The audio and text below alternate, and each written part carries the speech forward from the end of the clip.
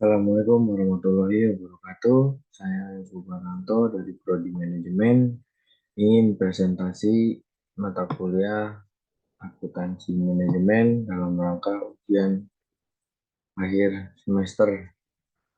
Mari kita masuk ke materinya.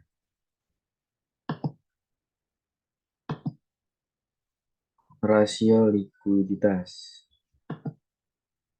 Pengertian rasio likuiditas satu menurut Amrin 2009, likuiditas adalah sesuatu kondisi dari suatu perusahaan yang menunjukkan kemampuan perusahaan untuk memenuhi kewajiban dalam jangka pendek dan dalam waktu yang tidak terlalu lama atau selalu siap jika suatu saat akan ditagih. Kedua, menurut Samsudin, tahun 2000, likuiditas merupakan suatu indikator mengenai kemampuan perusahaan untuk membayar semua kewajiban finansial jangka pendek pada saat jatuh tempo dengan menggunakan angka lancar yang tersedia. Dan yang ketiga, menurut Mardianto, 2009, likuiditas adalah indikator yang digunakan mengukur kemampuan perusahaan untuk melunasi kewajiban atau utang jangka pendek dapat tepat pada waktunya, termasuk melunasi bagian utang jangka panjang yang jatuh tempo pada tahun bersangkutan. Tujuan rasio likuiditas. Menurut Kasmir 2012, rasio likuiditas memiliki fungsi dan tujuan sebagai berikut. 1. Untuk mengukur kemampuan perusahaan membayar kewajiban atau utang yang segera jatuh tempo pada saat ditagih, artinya kemampuan untuk membayar kewajiban yang sudah waktunya dibayar sesuai jadwal batas waktu yang telah ditetapkan atau tanggal dan bulan tertentu. Dan yang kedua, untuk mengukur kemampuan perusahaan membayar kewajiban jangka pendek dengan aktif lancar secara keseluruhan, artinya jumlah kewajiban yang berumur di bawah 1 tahun atau sama dengan 1 tahun dibandingkan dengan aktif lancar. Dan ketiga, untuk mengukur kemampuan perusahaan membayar kewajiban jangka pendek dan aktif lancar tanpa memperhitungkan sediaan atau piutang. Dalam hal ini aktif lancar dikurangi persediaan dan utang yang dianggap likuiditas lebih rendah. Dan yang keempat, untuk mengukur atau membandingkan antara jumlah persediaan yang ada dengan modal kerja perusahaan.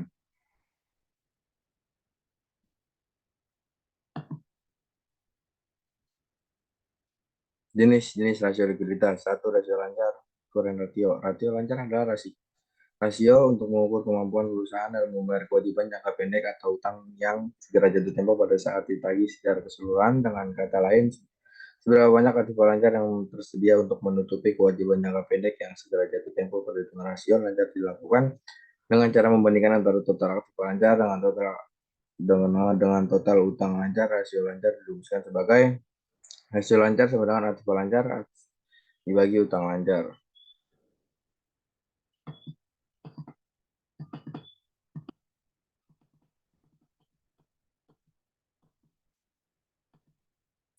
Yang kedua, rasio sangat lancar, quick ratio atau Average ratio. Rasio sangat lancar adalah rasio yang menunjukkan kemampuan perusahaan dalam memenuhi atau membayar kewajiban atau utang lancar dengan aktif lancar tanpa memperhitungkan nilai sedianya. Untuk mencari quick ratio diukur dengan total aktif lancar kemudian dikurangi dengan nilai persediaan. Rasio sangat lancar dirumuskan sebagai berikut. Quick ratio, current asset inventory dibagi current liabilities. Quick ratio, cash plus bank plus efek plus piutang dibagi current liabilities. Dan yang ketiga, rasio cash atau cash ratio. Rasio kas adalah alat yang digunakan untuk mengukur seberapa besar uang kas yang tersedia dalam membayar utang. Ketersediaan uang kas dapat ditunjukkan dan tersediaan dana kas atau yang setara dengan kas seperti rekening, giro atau tabungan dari bank. Rasio kas dirumuskan sebagai berikut. Dan yang keempat, rasio putaran kas. Rasio putaran kas atau kas over berfungsi untuk mengukur tingkat kecukupan modal perusahaan yang dibutuhkan untuk membayar tagihan membiayai penjualannya. Artinya rasio ini digunakan untuk mengukur tingkat ketersediaan kas untuk membayar tagihan dan biaya-biaya berkaitan dengan penjualan. Rasio perputaran dan dirumuskan sebagai berikut. Jenis-jenis rasio likuiditas. Inventory to net working capital merupakan rasio yang digunakan untuk mengukur atau membandingkan antara jumlah sediaan yang ada dengan modal kerja perusahaan. Modal kerja tersebut terdiri dari pengurangan atau aktif lancar dengan utang lancar. Inventory to net working capital dirumuskan sebagai berikut. Inventory to NWC inventory bagi current asset current liabilitas.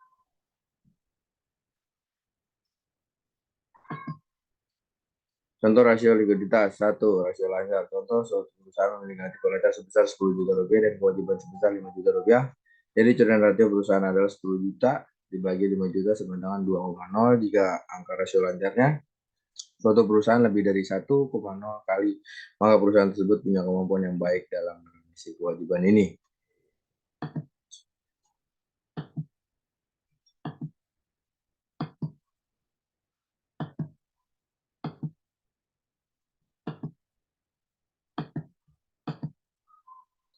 Contoh soal rasio kedua, rasio kas. Misalnya suatu perusahaan memiliki kas senilai 5 juta, surat berharga menilai 3 juta, dan kewajiban lancar sebesar 5 juta, maka kas rasionya adalah 5 juta plus 3 juta sama dengan 5 juta dibagi 5 juta sama dengan 1,6. Rasio fiskanya digunakan oleh perusahaan kurang realitas dan tidak mudah dipertahankan nilainya. Rasio cepat, misalnya perusahaan maju jaya memiliki aktif lancar senilai 20 juta, inventaris 2 juta, dan kewajiban lancar 6 juta, maka rasio cepatnya adalah 20 juta dikurang 2 juta dibagi 6 juta sama dengan 3,0. Hasil perhitungan quick ratio jika lebih dari 1,0, maka menunjukkan kemampuan perusahaan yang baik dalam memenuhi kewajibannya. 2. Rasio solvabilitas. Pengertian rasio solvabilitas secara ekonomi. Pengertian solvabilitas adalah metrik yang digunakan untuk mengukur kapasitas bisnis membayar hutang sebagai dasar penilaian bagi kreditor. Dalam solvabilitas, stakeholder perusahaan, terutama kreditur, bisa menilai beberapa mampu perusahaan menyelesaikan baik dalam jangka pendek atau pengertian solvabilitas adalah rasio pengukur bisa tidaknya perusahaan membayar hutang di masa depan. Tujuan perhitungan rasio solvabilitas: meringkas kondisi finansial perusahaan para kreditor, menilai kemampuan bisnis membayar bunga, estimasi total pinjaman saat jatuh tempo pembayaran, memberi informasi kesehatan neraca. Jenis dan contoh soal rasio solvabilitas. 1. Debt to asset ratio. Jenis pertama perhitungan solvabilitas adalah debt to asset ratio atau disingkat dengan D atau A ratio, yaitu perbandingan antara jumlah kewajiban belum dibayar dan total aset merupakan perusahaan saat ini. Aset yang dihitung di sini termasuk aset tak lancar seperti mesin atau bangunan dan aset lancar seperti kas atau uang tunai atau tabungan bank non deposito. Jenis dan contoh soal rasio solvabilitas. Rumus solvabilitas untuk D atau E ratio sangat sederhana, yaitu total hutang dalam kurung debit dibagi dengan total aset perusahaan atau aset. Apabila nilai DA ratio lebih dari 1,0, maka itu berarti solvabilitas perusahaan sedang dalam masalah. Contoh, PT A memiliki total kewajiban belum dibayar sebesar 207 miliar dan total aset dimiliki saat ini sebesar 200 miliar. Dengan demikian perhitungannya itu rumus solvabilitas rasio solvabilitas DA debit aset. Jadi solvabilitas PT A adalah 1,035, yang artinya kemampuan membayar kewajiban perusahaan di tahap ini bermasalah walaupun tingkat rendah. Dan yang kedua, debt to equity ratio. Jenis berikut dari solvabilitas adalah debit modal perusahaan bisnis sebagai ekuitas. Jika rasio hutang perusahaan lebih besar dari modal operasional, maka ini salah satu tanda solvabilitas perusahaan tersebut bermasalah. Dan yang ketiga, debit to ratio. Nama lain dari leverage ratio adalah debt to capital ratio atau D atau C. Ratio jenis solvabilitas ini merupakan perbandingan dari jumlah hutang dengan total kekayaan perusahaan saat ini, baik yang sudah diubah menjadi aset atau valuasi saham. Dan yang ketiga, rasio aktivitas. Pengertian rasio aktivitas. Arti dari rasio utilitas, istilah lain dari rasio aktivitas menurut Sherman 2015 adalah pemanfaatan aset perusahaan menghasilkan profit khususnya bagi shareholder yang telah mengeluarkan modal untuk membeli aset yang suatu perusahaan dan melakukan profit yang akan diperoleh. Begitu juga sebaliknya, aset yang digunakan secara efektif dan menghasilkan keuntungan yang optimal sehingga dapat mengontrol beban. Ada satu lagi pengertian rasio manajemen, istilah lain dari rasio aktivitas menurut Brigham atau Houston 2013, yaitu dikelola oleh perusahaan tujuannya untuk meraih manfaat ekonomis. Di dalam evaluasi efisiensi bisnis rasio aktivitas berperan dalam menganalisis persediaan aset tetap dan piutang rasio aktivitas juga untuk melihat kinerja suatu perusahaan bersaing dengan kompetitornya. Tujuan rasio aktivitas. Satu, untuk menghitung lamanya perusahaan dalam menagih piutang dan kreditur selama satu periode. Dua, untuk menghitung rata-rata hari dari penagihan utang, die of race level. Dan yang ketiga, untuk menghitung beberapa hari rata-rata persediaan barang yang disimpan di dalam gudang. Dan yang keempat, untuk mengukur beberapa modal kerja yang berputar dalam suatu periode. Dan yang kelima, untuk mengukur perputaran akibat tetap dalam suatu periode. Dan keenam, untuk mengukur akibat perusahaan dalam penjualannya. Jenis dan contoh rasio aktivitas. Satu, rasio perputaran modal kerja. Rasio ini untuk mengukur jumlah uang tunai yang dibutuhkan uang bisa menghasilkan penjualan tertentu. Modal kerja yang tinggi menghasilkan modal kerja yang menguntungkan perusahaan. Dapat diartikan bahwa penjualan didapat, perusahaan harus mencukupi modal kerja yang tersedianya. Ini contoh rasio aktivitas. Hitunglah rasio kebutuhan modal kerja perusahaan FGX. Di bawah ini penjualan bersih 500, aset lancar 1 juta, kreditur 750.000. Penjelasannya modal kerja sama dengan 1 juta dikurang 750.000 sama dengan 250.000. Rasio perputaran modal kerja atau working capital turnover sama dengan 500.000 dibagi 250.000 sama dengan 2. Perputaran persediaan inventor.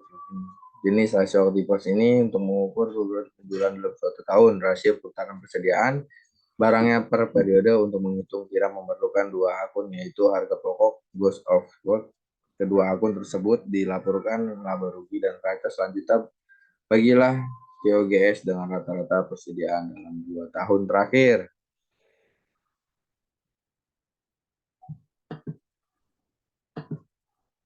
Jenis contoh rasio aktivitas. Hitunglah rasio perputaran persediaan perusahaan FGS di bawah ini. Penjelasan biaya barang yang dijual 50.000 ditambah 490.000 dikurang 60.000 sebenarnya 480.000. Persediaan rata-rata 50.000 tambah 60.000 dibagi 2 yaitu 55.000. Rasio putaran persediaan inventory turnover ratio 488.000 dibagi 55.000 sama dengan 8,73. Dan yang ketiga, rasio putaran piutang akun receivable ratio nilai dari rasio perputaran piutang menunjukkan seberapa efektif perusahaan dalam mengelola penjualan secara kredit dan seberapa mudah perusahaan dalam memulihkan kredit dari pelanggan dalam periode pembayaran tertentu.